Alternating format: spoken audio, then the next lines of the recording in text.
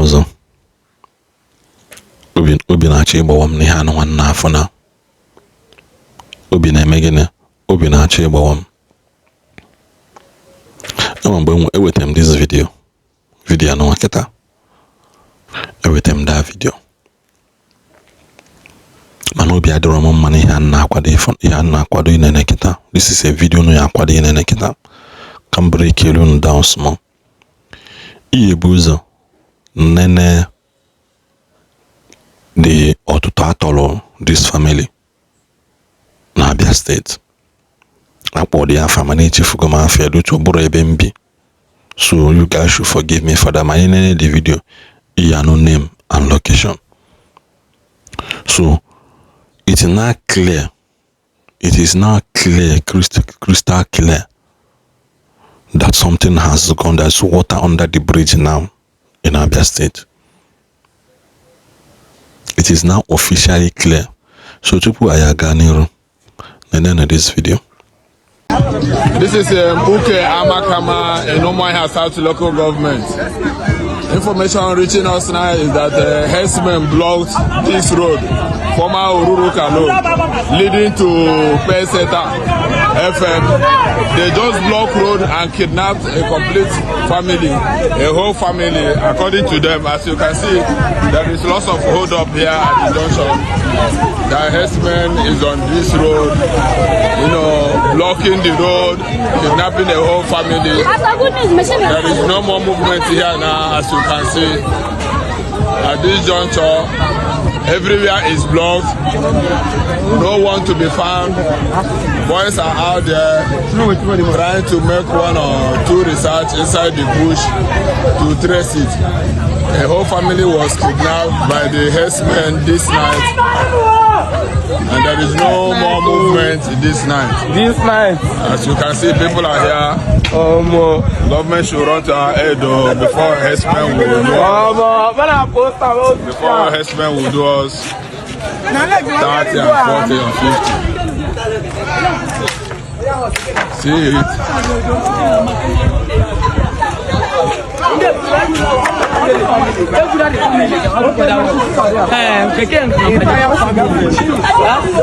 the first person, and you could like a Magala. The Mogad, just about to do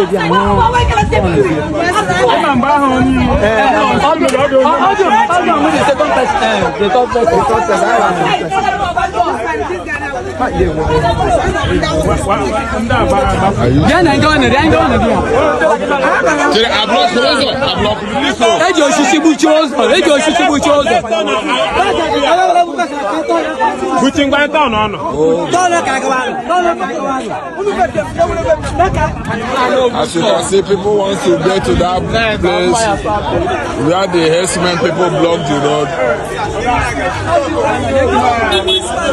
They kidnap the man and the son. When you get kidnapped now, the family.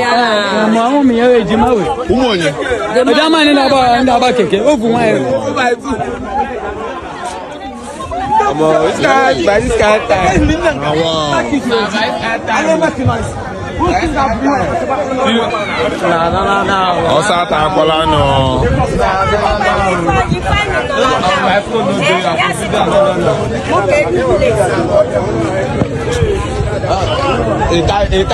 The family, everything.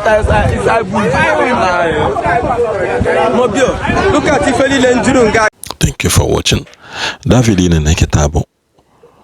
Mgbe atọrọ her family. And God so kind. God so kind.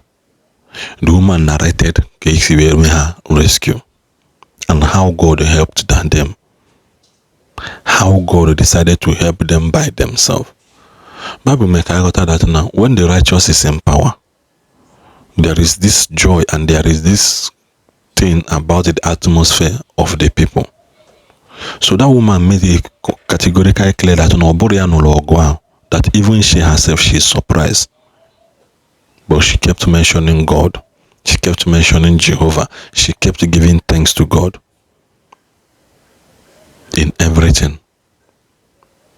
It's a wake-up call It's a wake-up call, Peter, to Alex Otti. Because if your chief of security is not doing well for that state, sack him or her. Chuaya, let them go. Please. Let them go.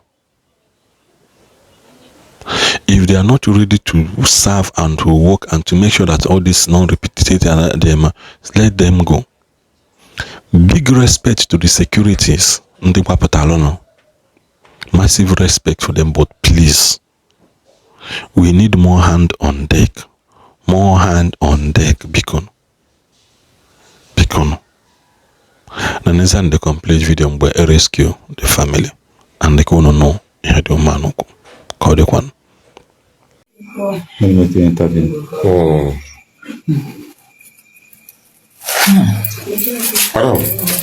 Because what are you him?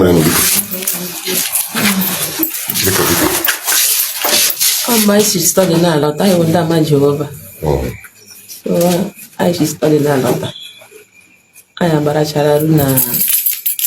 I am back for the peseta. They had the road just to divert.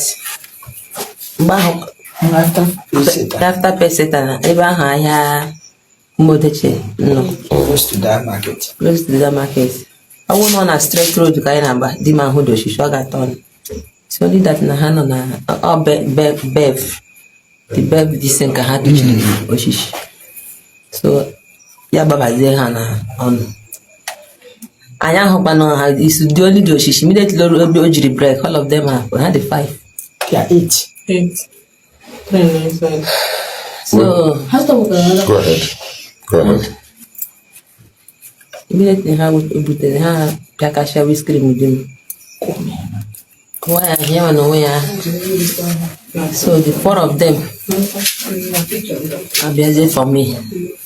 All my children are Nazukai, Manayana, Hona, I see now I'll be the one to save them. Chai. I did Abem Nazu. But God just give me power. I want to have you behind Arabam because no one have many 101. No one have many 101. I'm going to go to the Quetaga. I come back and you never you all the other for Arabian Nobi. On my hands.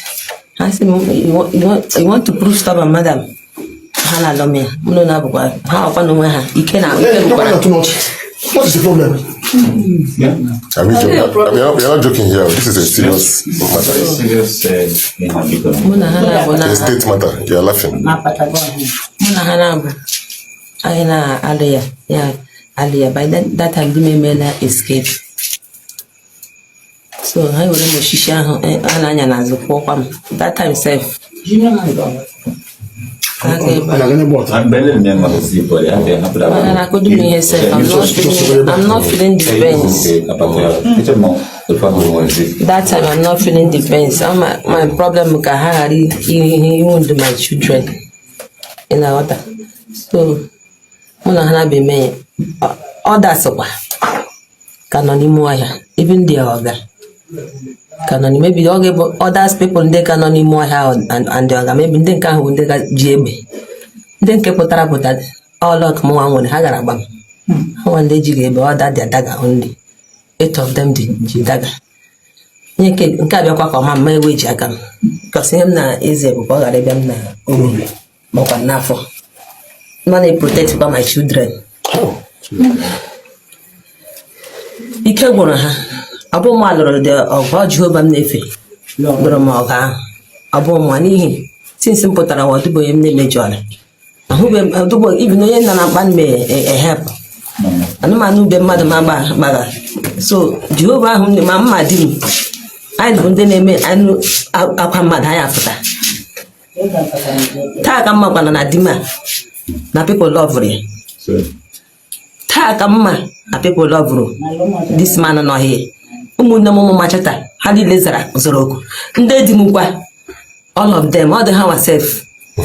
When they rescue Bella for the rescue because my Abraham Jidrina Tadeba. By that time, I was on a mafka, Hama one Ikabula. Because Hana to Panchinche, 4 of them not to Panchinche Koshiba. ha bịa na ihe gị na anyị gawa na anyị move masị ụmụaka ndị ha panic dị but obodo mana m na di m agbala ọsọ ma na-ekpekwa ekpere because mma as otu anyị mere escape na people ga-ebe for our rescue. Help is on the way. So anyị ji ebe ụkwụ ebe a na ebe a ka ihe ha mere anyị ji ụkwụ gaa ihe dị ka from here Rugate.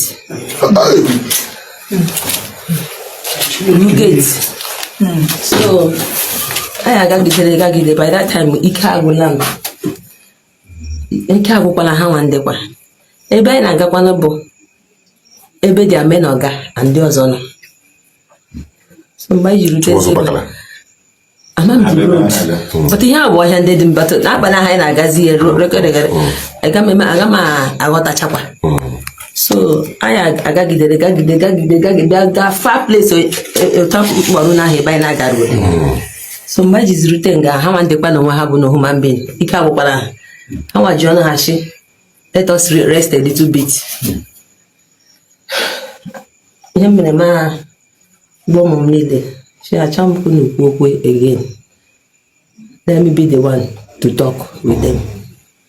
Anyị niile nọ n'ala nga na-echezi their main ọga and ndị ka ọzọ ka ha pụtazie maybe ndị ka ahụ nọ n'ime ọhịa na prepare for their self, maybe ha na-eme incantation ha ịpụtazi for other things. Ihe mekwere ma nọrọ n'ala dị na-akpọkwa Jehova. Enweghị onye ọzọ m nwere na-awọ ya na-akpọ Jehova. Mụ na-akpọ Jehova inside my heart. O kwere some of consoling words abụ because some of our song book ndị na console ma debucha m ya n'ishi mana abụkwa ya within me. Mgbe anyị na-abịatakwa before erute ebe ahụ ha sha iwochigodi all our bags ihe ka ha mara ihe nọ n'ime ihe ndị dachiri ya bụ ma magazine ma ihe niile ha hụ ya ha gụọ ya ha si na nothing dey inside this state na be that say these people na Jehovah Witness. Oya pack am. So mgbe anyị jizi rute di ya anya nọrọ n'ala. I know that it's my God Jehovah. Then now turn them to they now become our friends there. Ma bịa jụọ m ajụjụ ke business m na-eme ma gwa ha na m na-ere ewu na m na-erekwa ọkụkọ na na-emekwa that from their place. Ajụọ m ole otu ọ na-adị ma describe ọna ha sometimes na na-eji dadia ekete village ha butere m ọkụkọ. And mụ na ha bụ na atọga while we were waiting there for their main bulls to come out. I said, I can't let it do free now, bro. If I cooperate with them, that they need the sum of 10 million naira. That in fact, let them tell us they are bandits and also they are kidnappers. Those bandits in Dina are not on Facebook, no how. No how. But if we not cooperate with them, pay that money. When they tell us to do it, na hage bushia. Maximum now. When they are come, na go has small, hana no chaligo, that they are going to separate us. And that is what they would do. Hage is separate time. So I don't do naka. That I know the God I'm serving, Jehovah. So I know the Ebahozi. By that time, when I no quickly, how about no villagers? How about the sound of our town crier? That is what gives me joy. Much now the news are gone. I know the village in the Dimuha. Obimna got to put down. Even nature my Ebola himself with that dagger. Benji that man where escape. Now my husband said no be my husband. Now my brother husband. My husband don't die. That is what I told them. I said okay, no problem. But he get money. I said, now me get money. I jump account, go in an account, my borrow. You go in an account, I said, you know reach the money. I get other people will go complete that 10 million. I said, no, I no get. I said, when my oga come, make you, my oga has the finance.